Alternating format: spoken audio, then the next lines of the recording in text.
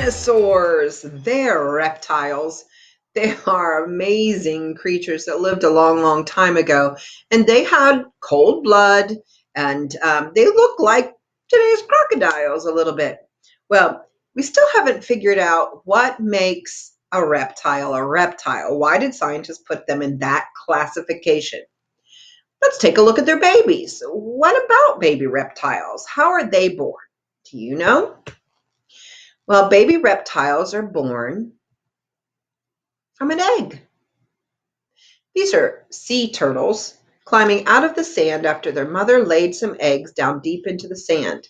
Here's a mama snake protecting her babies that are in a shell.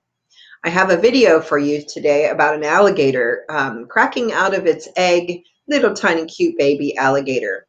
So baby reptiles are born from eggs. Is that what makes them a reptile? Nope, there's still something else. I also want to point out their eyes. Take a look at their beautiful colors.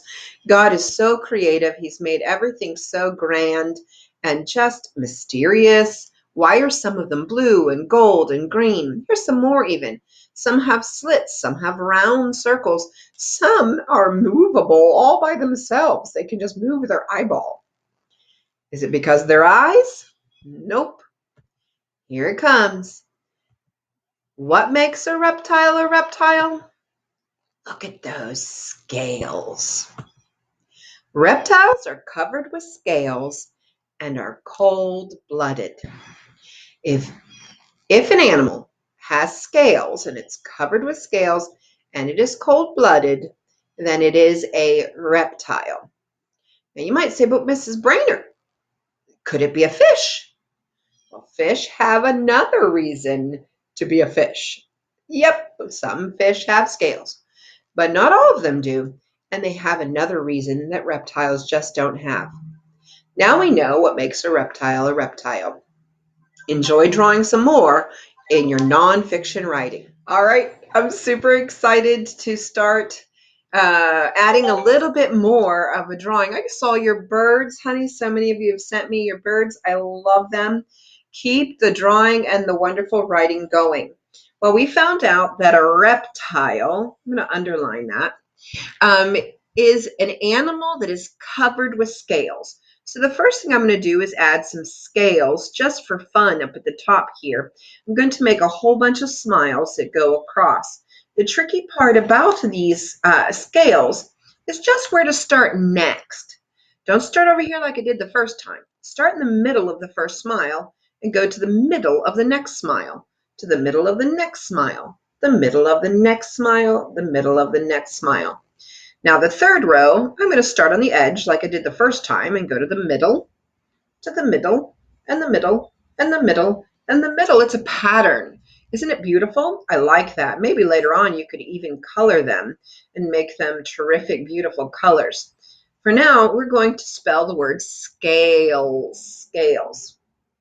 Earlier when we did our lizard, one thing I want to make sure we do is add nostrils again.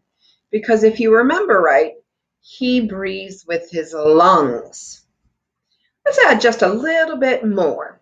How are babies born? Remember, they're born out of eggs. So maybe just a little cluster of eggs over here off to the side. Now, lizards and reptiles and turtles and dinosaurs, all those kinds of animals, lay their eggs in different places. So we're going to go ahead and just sit them there at the bottom, remembering that reptiles are born from eggs. Well, I am sure you are an amazing artist and can even add a few more to these. For instance, you might want to add an alligator or crocodile here. I'm going to let you do that on your own. This ends our study in reptiles, but please, sweeties, continue to learn more about these incredible, fantastic, beautiful critters that God has made. Please don't close your eyes when you think about a snake. Open them wide. Please don't say, ew, yuck, when thinking about a lizard.